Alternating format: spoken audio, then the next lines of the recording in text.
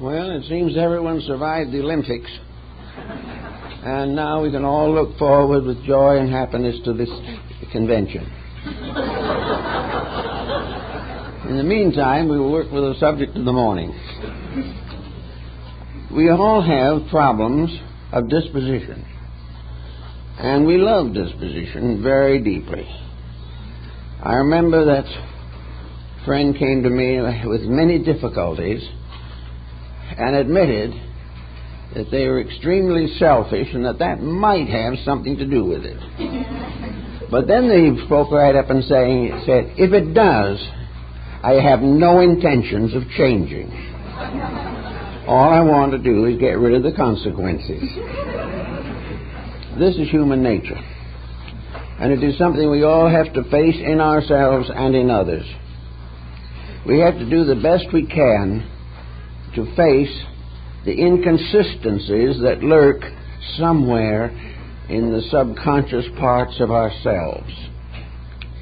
The purpose of philosophy primarily is to help individuals to overcome their own peculiarities.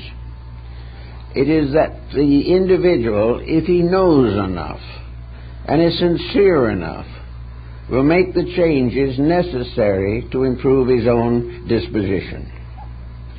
If he is not that sincere or does not have that ability, then nature steps in and presents him with a series of complex situations in which the attitudes that he holds that are not right will begin to plague him. He will suffer from consequences, but he will try to avoid the correction of causes. Now, dispositions are variously influenced by circumstances. Most of the influences that affect disposition come from the outside. On the daily pattern of living, we are all upset and worried and frightened, and we are all trying desperately to succeed, even if it is at the expense of principles or each other. This accounts for most of the compromises that we make. We gradually come to the conclusion that the integrities that we really believe in cannot be applied to the common problems of daily living. We know what we should do, but for one reason or another, we do not feel that we are capable of doing what we should do because it interferes with doing what we want to do. Thus it is that in this world, everyone is more or less a servant or an employee. He is employed by others or he is employed by himself. He can be self-employed and still work for someone else. The self-employed individual is working constantly to achieve his own purposes and is loyal to his chief employer, which is himself. Others are loyal to the office of organization to which they belong, and they give the best service they can. And this loyalty is usually recognized. Actually, there are many ways of looking at a problem. One of the ways to look at it is that if you change the outside, there is no proof that it's going to change the inside. The individual who changes his standard of living, moving upward into a more luxurious environment, does not inevitably become a better person. In fact, he becomes more inclined to be a less sufficient person. The more he has, the more the temptations build. And no amount of external success assures the person of a good life. If, on the other hand, the individual starts from the inside, he can gradually learn that the inside will change the outside into what it should be, if it's given a chance. That the best part of the individual's conduct is motivated from within himself. It may be for love of God, or love of country, or love of family, love of principles, service, love of the sick. All these are unselfish dedications which, coming from the inside, enrich the personal life and also provide a motive or reason actually for existence. There is really no legitimate reason why we are here if we cannot think of anything except ourselves. So disposition is something that you can work with in children, but if you wait too long, you're almost always going to get into a complicated situation. You cannot spoil a child for the first 15 years of life and then have a well-adjusted child later. You cannot be unpleasant in your relationships with friends, family, and business associates indefinitely and retain their friendship and cooperation.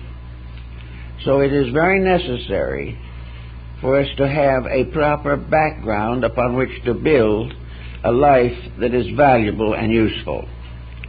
Of course, in these days, we are much inclined to overlook the religious equation. We are more or less of the belief that you cannot apply religion to trade and industry, that the person cannot live according to the laws of God in a world dominated by the laws of men. To a measure, there may be some excuse for this attitude, but it is more or less of an excuse, basically. Because even in industry and business, integrities are important. And integrities are very important to the person himself and the development of his way of life. So I think we can say that basically a good business career, a good achievement in science, or in art and music, investment, banking, law, that all of these specialized fields require a religious factor to maintain their integrities. Remove religion as principles of integrity from any system of thought, and that system will deteriorate and die. Consequently, in human relationships, dispositions must finally come under the dominion of the golden rule. Dispositions must be constantly guided in ways of peace, of happiness, of sincerity. Dispositions must be taught to forgive, must be taught to rise above small personal grievances. All these things are partly possible through a constructive religious relationship with life. The individual who follows the Sermon on the Mount, or one of the dialogues of Buddha, and lives according to these rules, will be a good person.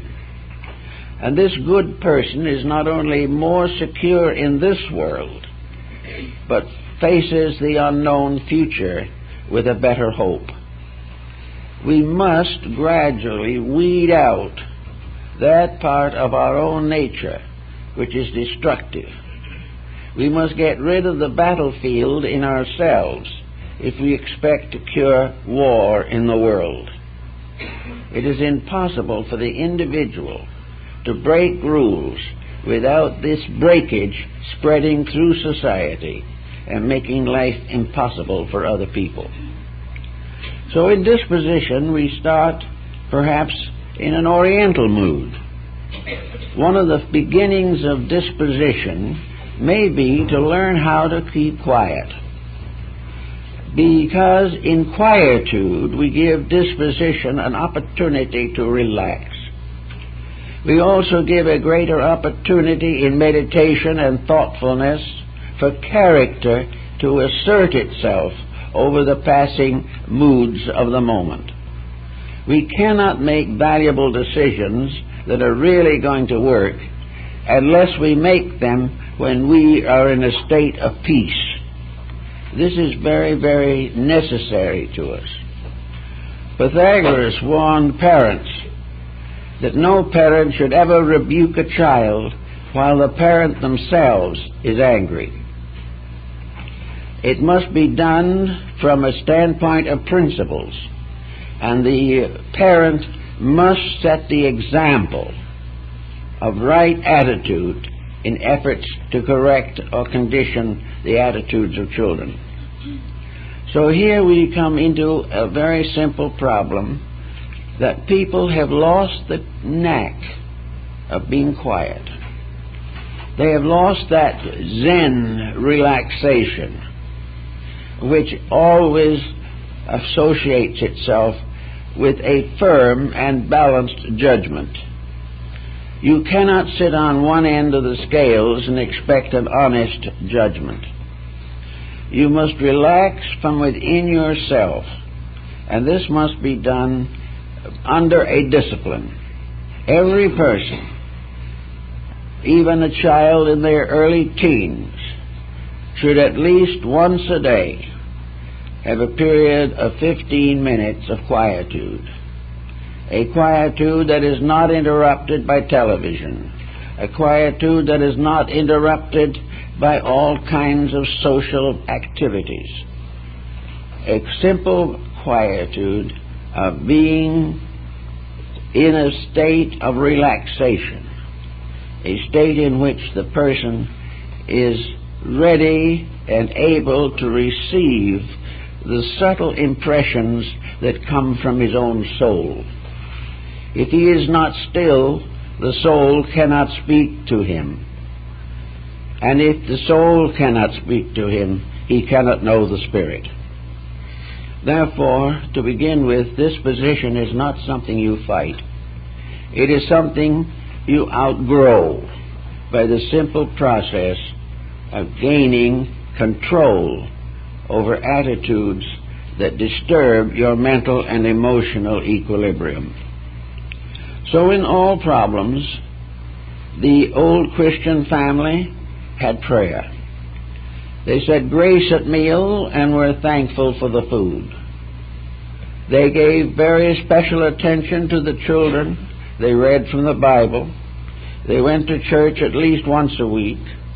They lived in an atmosphere dominated by the words of Jesus. Now, this has passed. Now, there's no doubt in the world that in those days there was a great deal of smug hypocrisy. There were people who did not understand or did not really want to grow. Many went to church only to be seen there. But at the same time, there was a general accepted standard of life. People were supposed to be divided into two general groups, the lower one of which cared for nothing in particular. On the upper part, or upper half, was constantly aware of the responsibility of maturity and tried to do something about it. So here today, we have a world full of war, with more and more alarm everywhere. And the individual gets into a kind of panic. He gets his nervous system all disturbed. He gets a little short in his attitudes towards other people. He nurses more grudges. He condemns more politicians and miscellaneous people. He finds something wrong with just about everything. Now, he may be right, but this endless finding of wrong is going to damage him. He must try to understand why things are wrong. He must learn to understand why we do not have any peace in the world. He has to learn why the United Nations can't function. He must learn why the local situation is requiring that everyone put iron bars on his windows and doors. These things are situations, and we have to try to understand how they come about and why, and to a measure why each of us in some degree is responsible for the condition. Because very few people are standing firmly on principles. And these are the only answers that can ever produce the ends that we desire. So we will hope that from the years of association we have had here, that the individual has gradually found a strengthening of character, that inside the resources of self-improvement are greater than they were before, that each person knows a little more about the laws of nature, knows through experience a little bit more about the will of God, and most of all has learned by possibly bitter experience what happens to individuals, groups, or nations that fall for arrogance and selfishness. All of these considerations help the person to be self-controlling and self-directing. So when you sit down for the little quiet time, the problem always is to observe that this quietness depends for its expression and its completion upon a certain basic constitutional attitude. The person who is basically kind will find a philosophy of kindness evolving within himself, which will protect him from many evils. He will find also that this kindness spreads through society, and that others, inspired by his attitudes, will try to do a little better themselves. So all the way along through the problems of life, we have to keep a definite contact with the interior soul factor in ourselves. We have to be sure in our natures that the best in us is guiding the rest of us, that the leadership is in the hands of the most able part of our own being.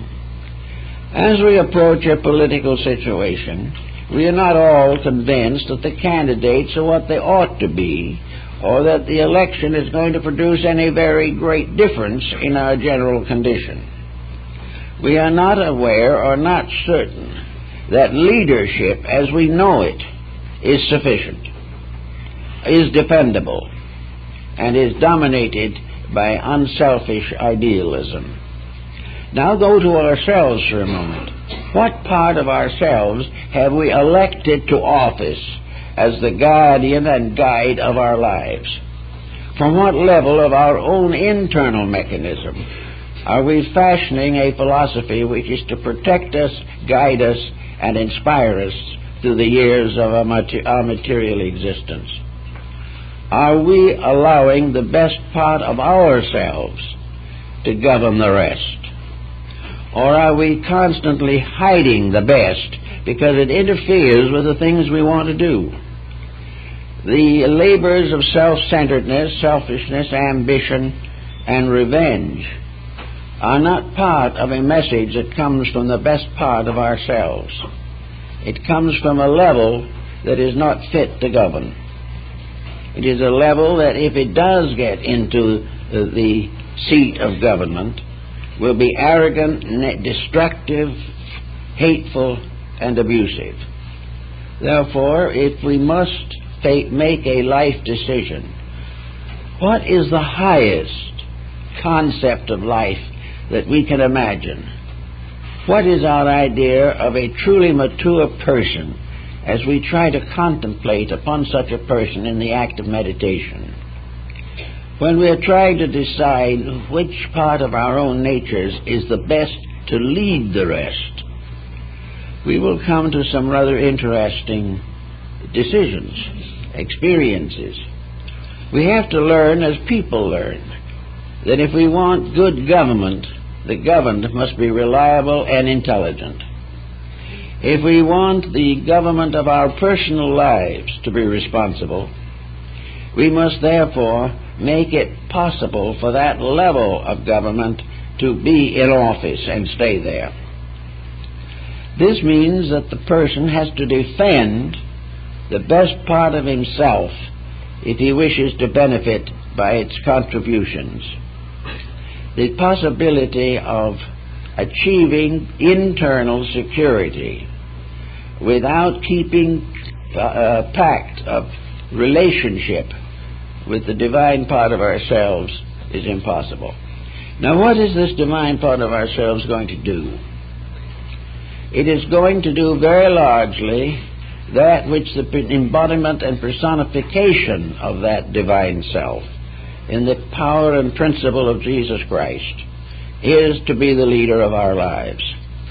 If we belong to another religion, that's fine, because every worthwhile religion has had exactly the same attitude on this subject, namely, that if we want to achieve security and peace, we must keep the rules of life. Now, one of the things we learn, and which we are taught from childhood in Bible schools and other places, is forgiveness. That we must learn to forgive instead of revenge. That we must learn to be kind instead of critical. That we cannot afford to have so many friends that we can afford one enemy, especially if we have caused that enemy ourselves. So everywhere in relationships, we realize the words, "Blessed are the peacemakers." That every one of us in every walk of life should try in every way that we can to keep the peace. And in so doing, inspire others to do the same. In the raising of children particularly, the keeping of the peace, the maintenance of a family relationship that is kindly, generous, sympathetic, this is the main success of a home, and without it we don't have a home. Yet today thousands, millions of homes are involved in constant conflicts over matters that should never have entered into the situation at all. So in meditation we try to straighten out something. We try to substitute an inner control for this outward flare-up that is a serious detriment to everyone concerned. Now, another problem is of trying to understand these matters has to do with the transformation of grievances. A grievance is something that an individual will nurse for the rest of their lives. It is easy, apparently, to forget anything good that ever happened to us, but never forget anything that was unfortunate. So we therefore have the problem of trying to understand why things happen. If we have no philosophy of life, or are stock materialists or devotees of the Darwinian theory, we have no problem, because life has no purpose, and each individual is supposed to get along as comfortably as possible until he fades away. But if by some chance we really believe that we are thoughtful, there is nothing to prevent thoughts from being tested. In the ancient mystery systems of Greece and Egypt and India, no one was permitted into the temples for initiatory rites until they had been thoroughly tested. And this is still true in esoteric Buddhism in Japan, China, and Korea, Tibet. The individual must prove an achievement of internal integrity. He cannot simply go in as an individual full of faults and wait for the religion to save him. He is not actually acceptable into any school of mysticism until he has already corrected the more obvious and tantalizing faults that he may suffer from. So in Egypt they were tested, and in Greece. And let us not think for a moment that these tests were superficial. These tests did not consist of a ritual in which the individual simply watched somebody else go through a ceremony. These tests were long, complicated, dangerous, and in many cases failure was almost inevitable. There was just that little spark of possibility that the individual would superimpose upon his common nature a higher nature long enough to pass the test. On many occasions, in Egypt particularly, those who took the initiations and did not pass them did not again appear in the world. They were not injured, but they became part of a great system that took care of the mortuary rites of the dead. There was nothing funny, foolish, or superficial about these rites. They were real. One Roman emperor who was good enough, apparently, to be given the opportunity was attacked by masked priests. Their purpose was to reveal to him the uselessness of violence. But he did not pass the test, and in his failure killed one of the priests by accident. Therefore, these were not just wordy rituals. You didn't pay $5 initiation fee or something, and all went well. You had to earn it. Now, those rites have more or less disappeared from our world. But instead of rites, we have riots. Instead of the rites in the temple, we have the riots in the marketplace. The whole world has suddenly become a sanctuary for the testing of human character. We are all faced with the same tests that were found in the caverns under Sais and Memphis. We are still being tested as to the integrities of our inner lives. And unless we pass the test, we have to continue to take the examinations until we do. But once we have transcended a weakness of character, once we have departed from our natural human emotions to contemplate the mystery of divine nature, we can do these things with considerable ease. It is not an impossible task. Let us therefore think of this world not just as a schoolroom, as Paracelsus termed it, but as a mystery temple, a place where individuals are tested. Now, one of the reasons why the old system faded away was because it became ever increasingly necessary for those leaders who invisibly guided humanity through its immediate infancy realized that sometime the child had to grow up, that it could not be protected forever by the presence of divine powers, that it could not depend upon angels and archangels and the seraphim to guide it through the mysteries of life. The child was growing up. It had to stand on its own feet. It had to make its own integrities. It had to prove its own strength.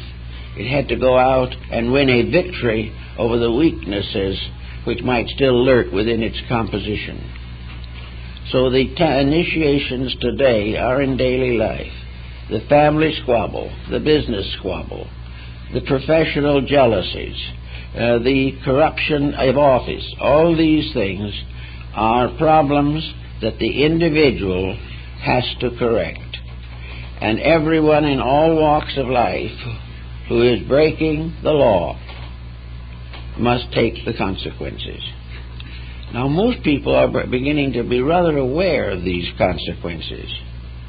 We are beginning to recognize that we are not living the way we should.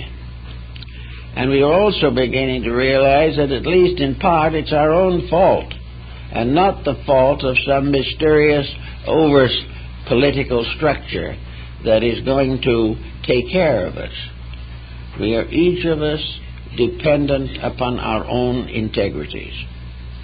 So if we view this life we live as a test of character, we know when we win it, and we know when we lose it, and we also know when we try to avoid it. We find that avoidance is nothing. It helps no way. Whatever it was we tried to avoid is still sitting on our doorstep later. We must achieve certain things, and it must be the victory of character over disposition. It is not possible for the individual to continually function in a weather of changing attitudes. He has got to begin to strengthen his purposes, strengthen his life, and make himself a useful instrument in a plan. Now, if this was, as some people still believe, if this was the only chance we have to live, if this is the only life we will ever have, and is the only one we ever have had, it might be a little different. But we have to recognize the fact that what we accomplish now, if it is right, contributes to permanent growth. If it is wrong, remains an obstacle to growth until the wrong is righted. So it is very important, as it was in the ancient days, for the individual to enter the temple with a full realization of integrity. In the Eleusinian mysteries in Greece, the initiation of a candidate was the final statement that that person was right. The temple turned down the rich and the powerful. When one man was falsely accused of a crime which was to be held against him, he asked to be submitted to the test of the mysteries. He asked that the priests who sat in judgment should try his case and decide whether he was worthy to be initiated into the Eleusinian rites. If he was found worthy by the committee that examined him, this was sufficient to assure that no one else outside of the temple would ever have the right to condemn him or criticize him or doubt him for that incident. If, however, as in the case of Constantine, the emperor, he was not sure of his own integrities, he went to Eleusis to be initiated, hesitated, and went away without entering the temple, because he knew in his heart the crimes he had committed.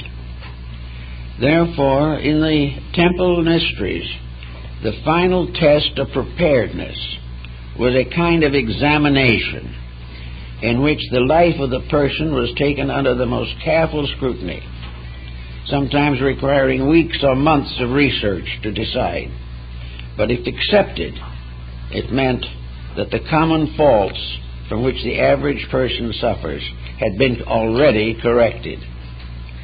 Then the final correction took place in the rite itself, where the initiate-to-be was faced with the realization that in any emergency of life in which character was involved, he must be willing to die rather than to commit an ignoble deed. Death before dishonor was written in very large letters in the mystery system.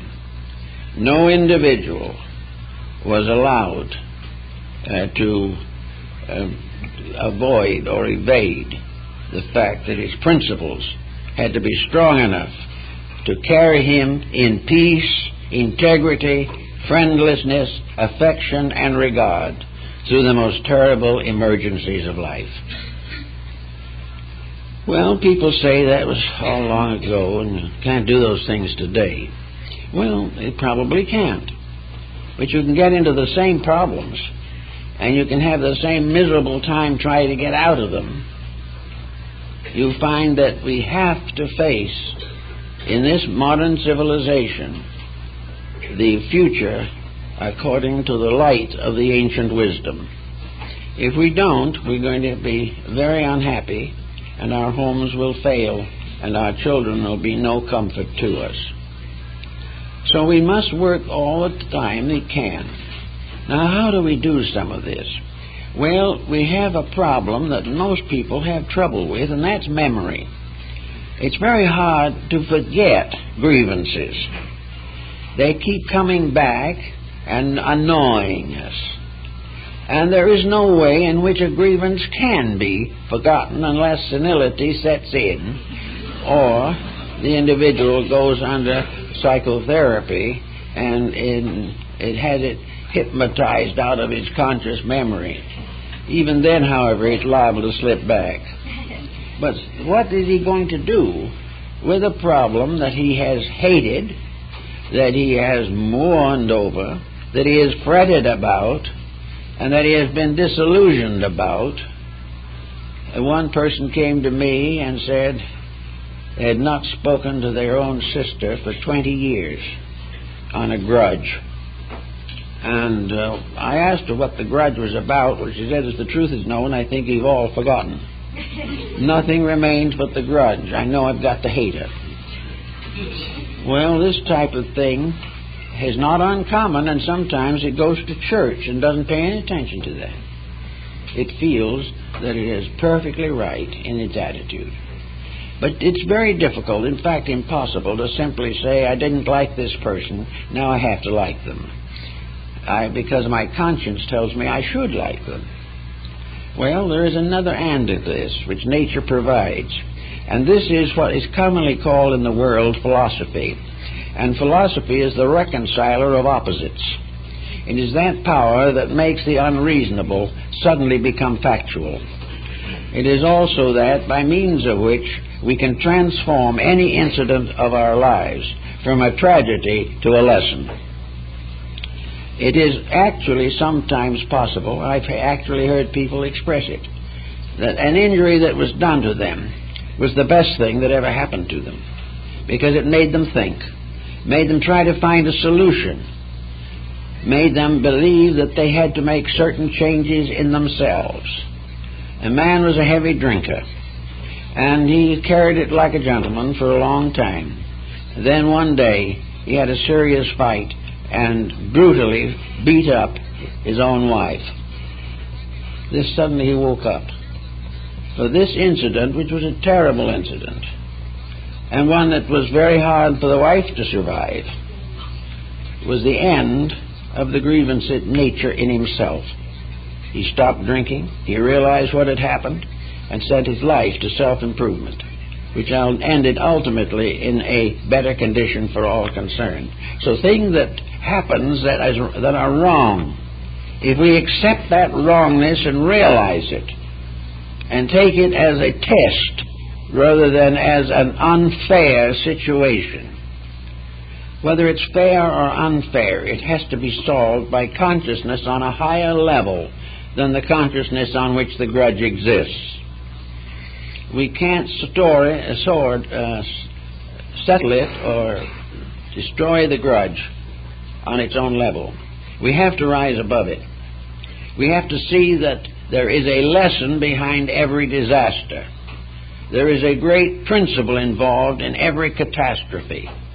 It's hard to realize this, and sometimes our human judgments do fail. We can't quite handle it.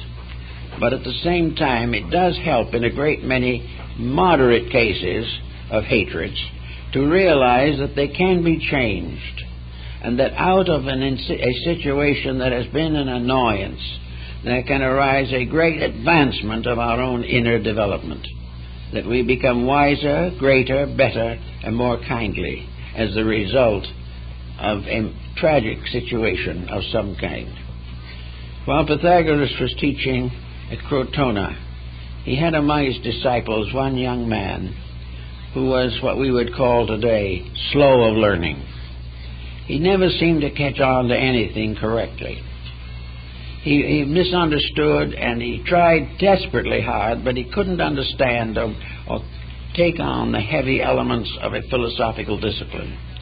And finally one day Pythagoras became so annoyed at him that he made a sharp rebuke of his stupidity. The boy reached into his girdle, took out a dagger, and killed himself in the presence of Pythagoras. Pythagoras took the oath on the body of the boy that never again while he lived would he criticize any living thing. Now these are lessons which are part of the old mystery system, things that we have to learn the hard way, but the learning of them is a great benefit.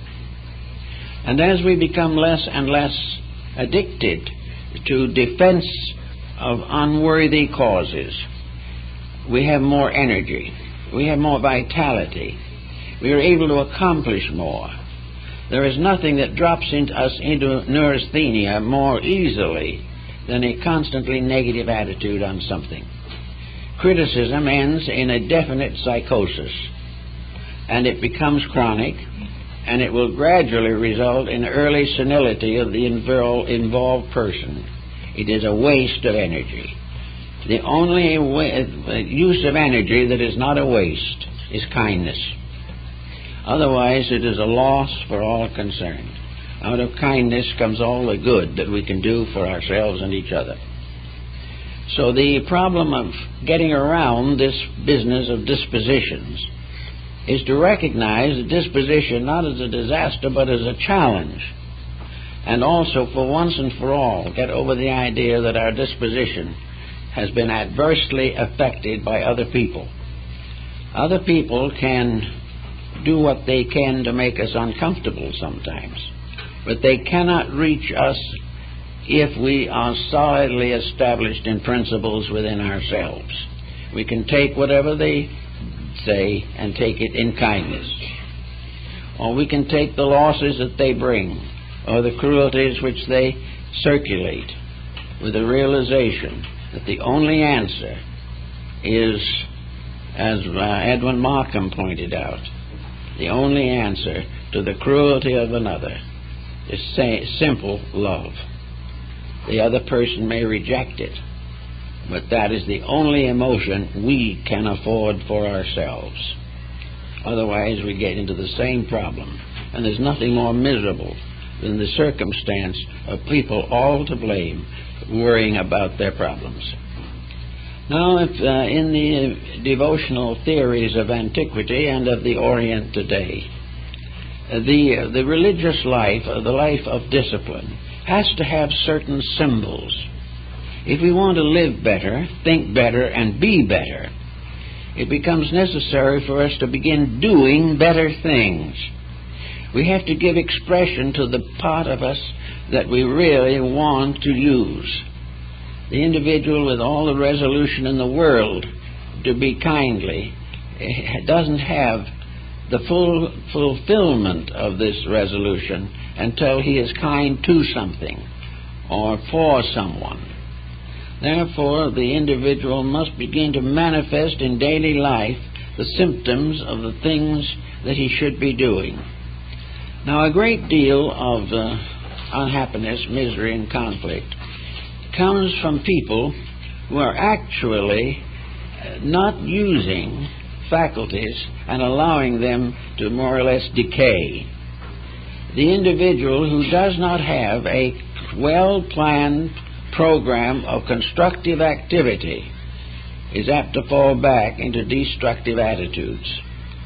We have to have a daily outlet, a constant outlet for something that satisfies the inner life. Now, of course, we have a number of possible selections. One of the most interesting and improving probably is art. Art is a magnificent way of expressing beauty, and all that is noble in man's nature is beauty. And the beauty is one of the three primary aspects of deity. Everything that deity creates is beautiful in itself. The universe is beautiful. The flower is beautiful. Strange creatures that we do not understand are still beautiful also. And the world that we can create is one of beauty. And we can express our love of deity by serving beauty and producing beautiful things. Beauty, therefore, has a redeeming factor. Plotinus, in his essay on the beautiful, points this out very clearly, that next to the very breath of divinity, the presence of beauty is a benediction, that it is something that should always be thought about and cultivated. Therefore, every individual should variously attempt to beautify his life, his mind, his emotions, his home, and whatever elements come under his control. The neglect of beauty, the neglect of self-respect for order, symmetry, pattern, all these things disintegrate our integrities or reduce them. And once we have begun to slip into negatives, we can slide very easily the rest of the way. So one thing we must do is to find ways of expressing the new emotions and feelings that we have developed. If we want to do something, if we really love humanity, we will go out and help someone. We won't just simply do the same old things we've always done and feel that the attitude is sufficient. It is not. No virtue is really a proven virtue until it is used to do something that brings joy, comfort, peace, or security to others. Every bit of selfishness, therefore, violates the rules of integrity. So we have all kinds of choices. There are things, music is a good choice, art, the dance, architecture, photography, all kinds of art hobbies, crafts, all types, ceramics and wood carving, fabrics, all the things in this world which imply beauty and are made from a conscientious desire to express something within ourselves that is going to be beautiful and produce happiness. We have here in the library a large collection of folk material created by primitive people.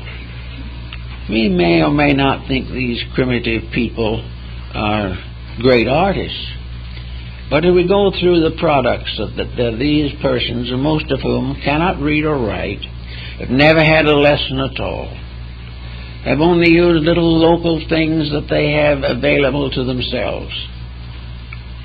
From this kind of talent has arisen works of art that equal anything done by Michelangelo or Leonardo da Vinci.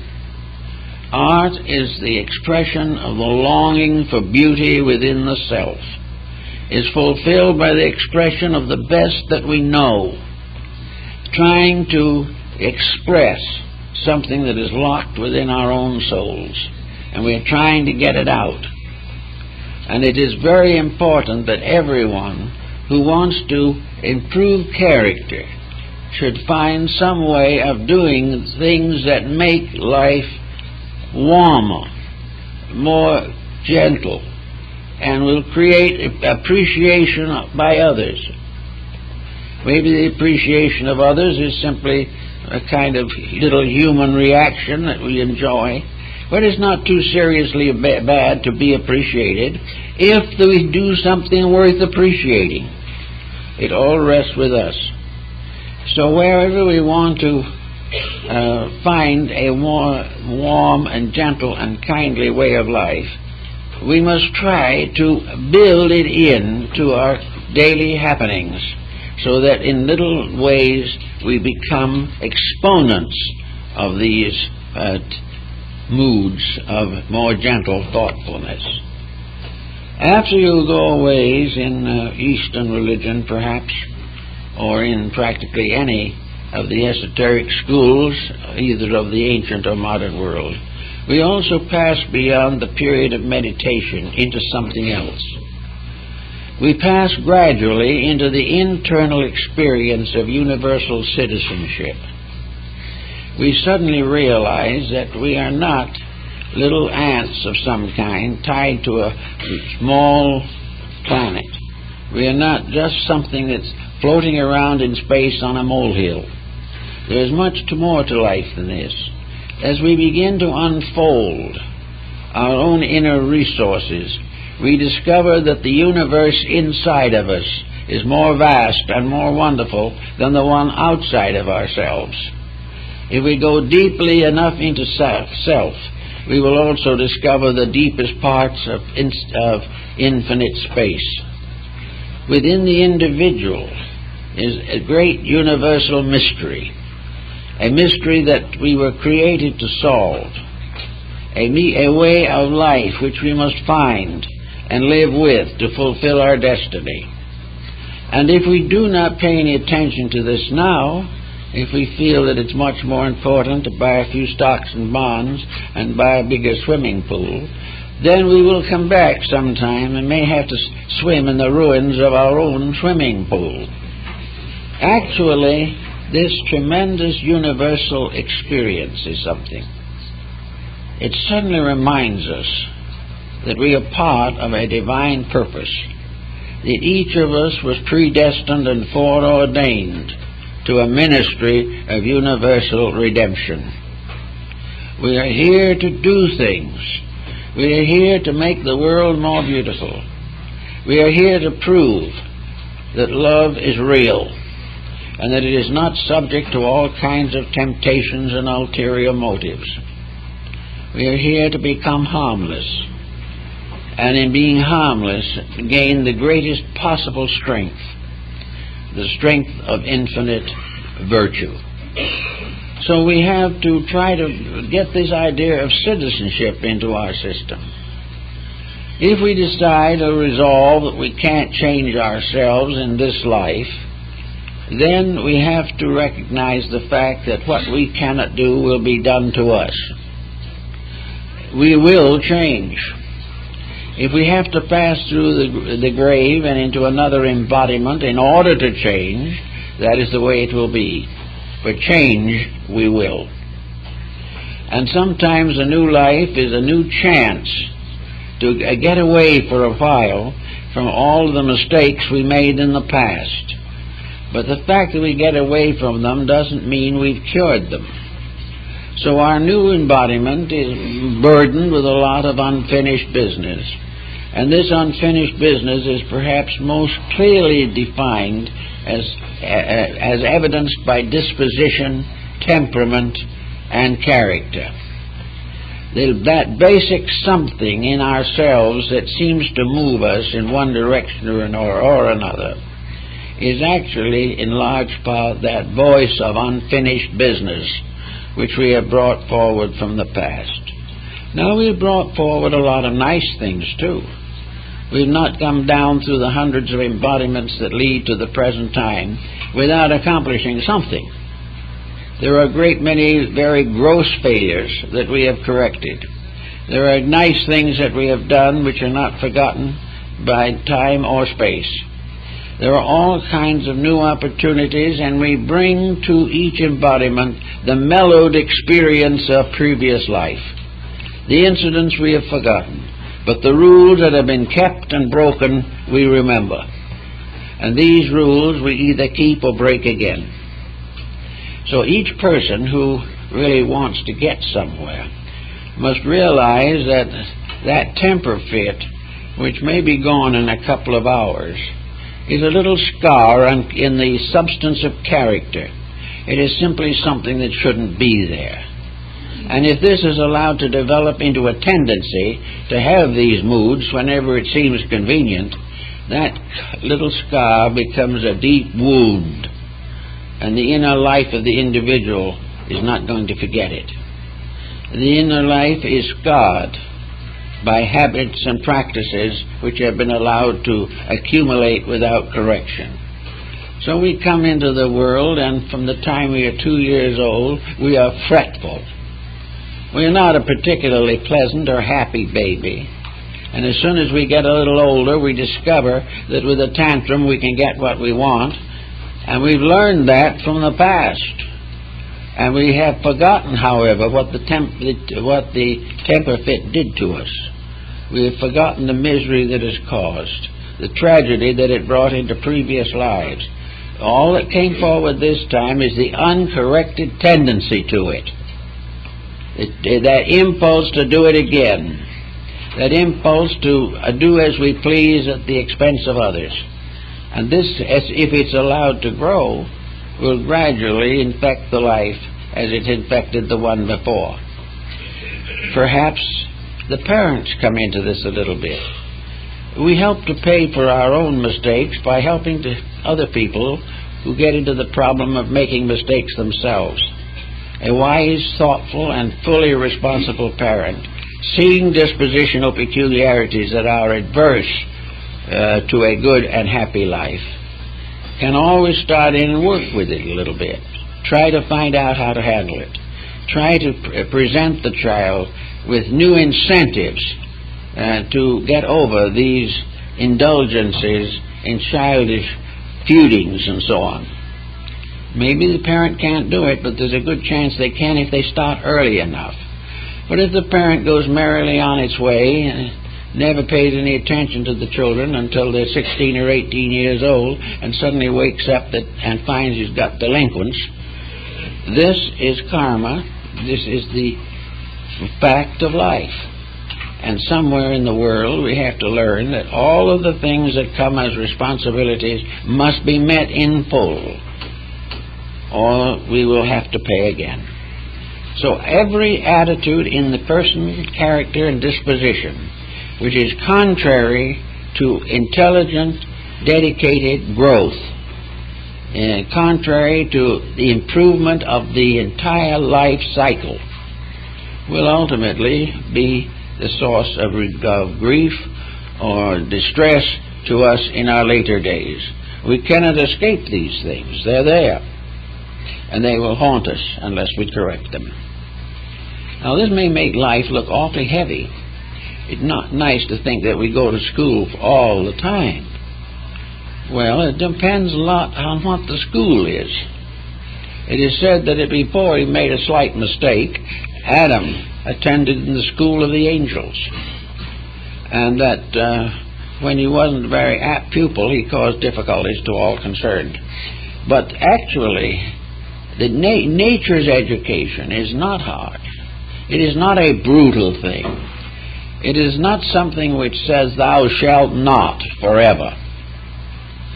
Nature's way of educating us is to give us a beautiful world in which to live. Nice people to get along with if we are reasonably patient. Opportunities for all kinds of constructive experiences. Abilities to develop talents and resources within ourselves. The right to choose to grow. The right to grow like the flower in the field naturally, because it is its nature to grow. It is the nature of the human being to grow. It is the nature of the human being, like the flower, to be beautiful. It is the nature of the human being to be kind and generous and thoughtful. All these things are part of the beauty of life, not some hard rule in which we are going to be punished if we do wrong. The more thought is, we will be rewarded if we do right. And if we have troubles, it's because we have caused them, not because nature has wished them upon us. It is because we have not chosen to be happy in a world in which happiness is possible. A happiness, at least a very complete contentment, by means of which we can live a life that is useful, constructive, meaningful, and do all the better things we want to do without falling victim to the negative aspects of our own disposition. The only way we can really overcome a bad dispositional fault is in ourselves, and not permitting ulterior motives to focus upon that fault. In old days, they always thought that demons and evil spirits were tempting human beings to make mistakes. We've kind of gotten over that point of view, however. We've realized finally that it's not necessary to have demons to help us make mistakes. We can do a good job of it all by ourselves. But we still like to blame something. And when it reached the point where we couldn't blame the devil, and we couldn't blame demons that were supposed to lurk under the front doorsteps of the houses, then we had to find someone else. We had to have a scapegoat. There had to be some reason why we did wrong, and it just couldn't be ourselves that's to blame. So in the development of a scapegoat, we have gradually developed the process of transferring the causes of our discontent to those around us. We're going to blame one relative for one thing and another for something else. We are going to avoid very carefully the recognition that the ability to succeed in spiritual matters rests entirely in our own keeping. The parable of Jesus walking on the waters has been used in a number of metaphysical systems as a representation of the Christ spirit in man, walking upon the storm and walking where no ordinary person can walk. And that in walking upon the waves, it means that the enlightened soul can walk upon the corruptions of life without drowning, without being controlled or directed by the infirmities that arise in our daily living. So we can all walk upon the waters of our own problems. We can say to the oceans, "Be still," and they will be still. We can say to our own hearts, "Be still, and know that I am God." These things can happen. Until they happen, we're all going to be in trouble. And it's too bad if we can't grow enough to make sure that we get rid of most of our troubles in this life, at least. Maybe there was an old saying that was quite prevalent in India and among some of the schools that originated in India, that when the individual really was determined to do right, all his old bad karma was dumped on him at once. Because it seems that no one puts the rocks in the way of someone who isn't going anywhere. But the moment you go somewhere, you have to use resources that have strength behind them. If you want to suffer, you can stay just as you are and enjoy it if you can. And some do. But if you want to grow, you're going to be forced to face issues that you have previously carefully avoided. You are going to have to do things that you really did not want to do. So it is an idea that the moment you make a dedication, your troubles increase. This is not true. Dedication never caused a problem. But dedication can come into complex relationships with problems that you yourself have already caused. So if you want to grow, you have to have growing pain of some kind. Every child has it. They go through nervous tensions and all kinds of things trying to grow up. When we want to grow from a modern, present, immature level of life and thinking to a higher one, we have to face challenge. We have to discover that there is in ourselves something that doesn't seem to want to grow, that it wants to live its own peaceful life. In the famous Wagnerian opera of Siegfried, Fafner, the giant, who was rewarded by Wotan by being given the treasures of the Nibelung, went into a cave and buried the treasures. And then Fafner, the giant, changed himself into a dragon and went to sleep at the entrance to the cave to guard his treasure forever. When Siegfried came along, the hero, to challenge this and to force the reluctant dragon to give up the treasures, the sleepy dragon just said, "Let me sleep, let me sleep." Well, many people, guarding their own troubles and their own misfortunes and their own weaknesses, when challenged, just say, "Leave me alone. Let me rest. I don't want to work. I don't want to change. I just want other people to do what I want them to." So this way, this "let me sleep" attitude means leave me with the weaknesses I possess, but take away from me all the punishments for them. This can't be done. But as I remember several Hindu metaphysicians I knew years ago pointed out to me, namely that one of the signs of healthy growth is the fact that you're expected to be better than you were yesterday. Each day must be an advance, or this impulse of growth turns on itself and sours. The real part of growth, once you assume it, once you decide to live a better life, you have to stay with it, because if you fail, it was worse than it was before. But this victory is there. We are all here because in each of us is the eternal flame of divine life. We are here because we are sparks of a divinity that is eternal. We are here because that spark in us is clothed with a series of vestments, which we call sometimes bodies and sometimes veils. We have not only the spirit, but we have a soul nature. which is equivalent in the West to the Buddhist concept of Bodhi, the enlightener within ourselves, the soul.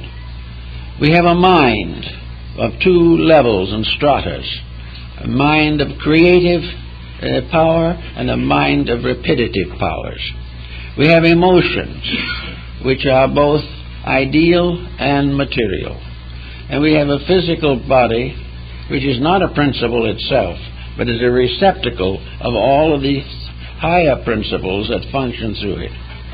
So we live here with a visible body, which is the tail end appendage of our complete natures. We live here with this inside power, the power of feeling, the power of thinking, the power of believing. And we have a tremendous energy equivalent with which to work. We have been given a body that is a very wonderful thing. One article I saw not long ago says that the human heart, by testing and checking, is able to outlast and outlive 7 expensive automobiles, each of which has been driven 100,000 miles. The heart would take that as just an ordinary job. This heart within us is unbelievable. It is something that gives us the right to make better decisions, the right to grow, the right to be wonderful people, the right to breathe, the right to have friends, to see nature, to do all the things that would make beauty. And yet now we are beginning to realize from psychotherapy and various psychological conditioning systems that we can cut down the endurance of the heart by nearly half by negative thinking alone. Criticism sickens the heart. Pleasure, joy, reward, gratitude strengthens the heart. So even the body has to pay for the mistakes of the thing that lives in it. And because of this, we don't realize that a large part of the vitality of life is wasted trying to avoid work. Next, we have the emotional nature with its various factors and elements to consider.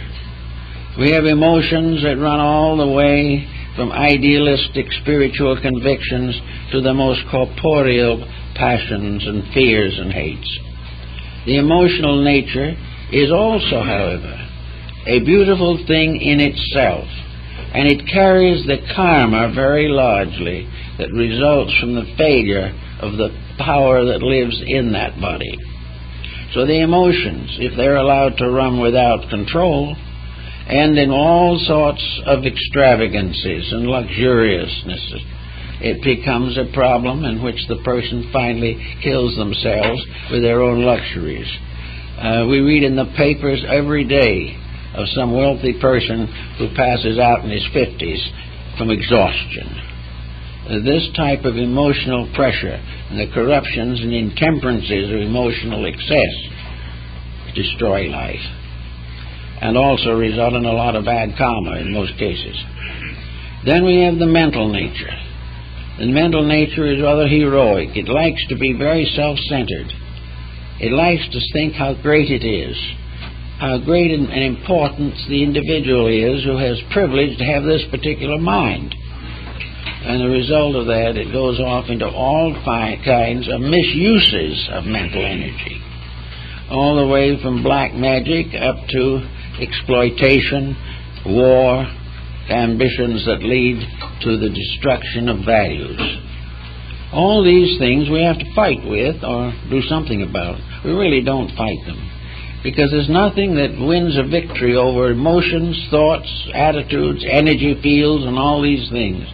Nothing wins a greater victory more rapidly than quietude. At peace with self is the most important thing the person can achieve. And in order to be at peace with themselves, they have to respect themselves. They have to know that what they're doing and how they're doing it is acceptable in the sight of that which is within themselves. They also have to realize that they must fulfill the burdens and responsibilities which they have assumed in life. not to regard them as burdens, but to regard them as opportunities. Every problem that confronts us is an opportunity to grow. It is a chance to be bigger now than we were yesterday. It is a chance to solve something. And perhaps most of all, it is a chance to learn something. When Francis Bacon, as the principal exponent and founder of the modern scientific approach to knowledge, pointed out on one occasion that there are 3 or 4 ways in which knowledge can be accumulated. And the most important of these is experience. Experience can be anything from the farmer in the field to the technician in the laboratory. Experience is the privilege of knowing for certainty that various causes have inevitable effects. Experiences tell us what we can do and what we cannot do. And all of the great scriptures of the world were based upon the experiences of prehistoric human beings, or perhaps visitors from larger and more friendly worlds. But experience is the great teacher. Experience will tell us when our stomachs are not being treated properly. Experience will tell us when we offend our children. Experience will tell us when we vote for the wrong candidate. Of course, this is a little intangible because they don't always have a candidate worth voting for. But we do the best we can. This is one of the intangible uncertainties that Bacon, I think, would probably say requires laboratory research. That is, they must keep on experimenting until they find out that which is good. But in all ways, we have ways of growing and learning, and we do have ways of getting away from the parts of ourselves that we can't get along with very well. We can get our minds off of ourselves. The individual who is all wrapped up in himself has been described as a very small package, and that's what he is. It is perfectly possible for us to become so much more interested and involved in important things that we have no longer time to spend all our energy trying to please our own egos. It's not necessary for us to just go along doing things that don't mean much, but there's always ways in which we can learn to make better use of the powers that we have. We can get our minds off of ourselves by involving our minds in educational projects. Now, in education, there's a little question as to what constitutes education. We're not entirely sold on educators at the moment. I remember noting in a paper, I don't remember where, and I'm not going to be quoted, but the substance is good just the same, that a certain university professor wrote a textbook for his class, and the work had so much profanity and pornography in it that it was not fit to be published. Now, this is something in education. But we do know there are certain forms of education that can always have a certain utility. Any education that brings people together is important. And one of these is language. The more we can think and understand other people, the sooner our problems will become less. So if we want to do something, to learn something, learn how to talk with a neighbor from another land. Try to understand life, and having learned some of the language, maybe go and visit the country. This is an opportunity to open doors of friendship. There is nothing competitive about learning another language. We either have aptitude or we don't. But whatever it is, we can do something to bring each other together in some form of compatible relationships. Another very interesting form of work, naturally, is the study of comparative religion. If we study comparative religion, we do not need to take the attitude that we have to be the center of the stage. Comparative religion should help us all to have a better bank of strength references by which we can direct our own activities. By comparative religion, we can heal in our own hearts the wounds that competitive nations are not able to heal geographically in these days.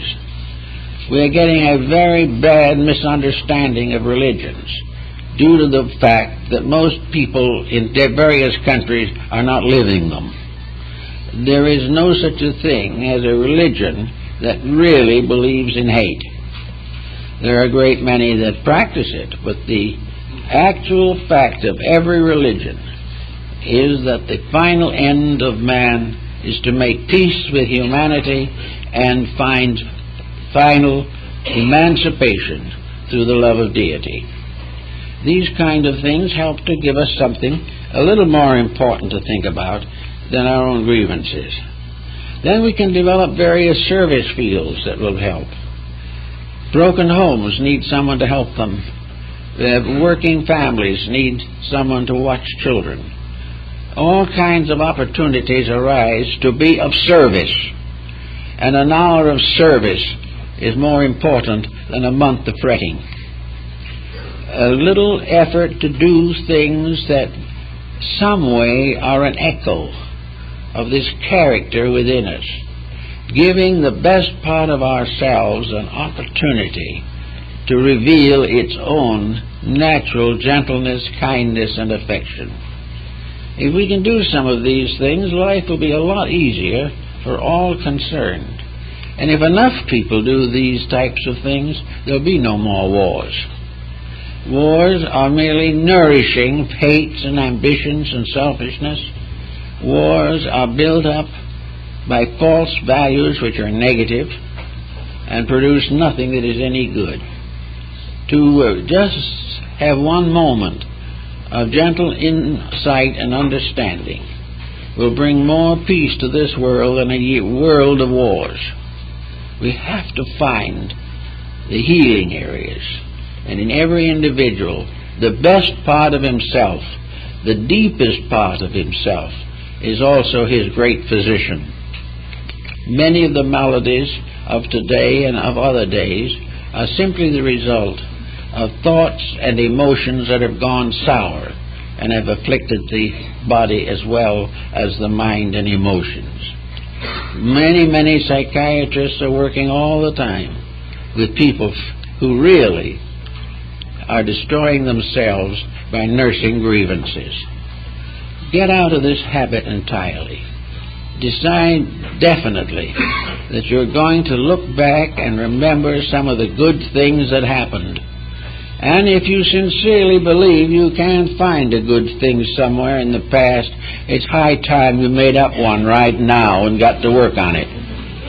If you haven't any good memories now, make some so you can have them in the future. But get rid entirely, as much as humanly possible, of every negative attitude, and get rid of trying to pass on responsibilities to other people.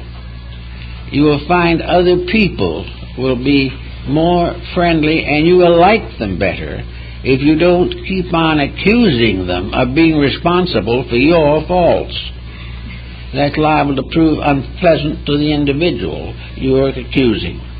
Keep these things straight, and most of all, start out by forgiving your enemies, being sincere to your friendships, and to live as far as possible, mentally, emotionally, and physically, without ulterior motives, dedicated to the fact that we're here to learn, to love, and to live.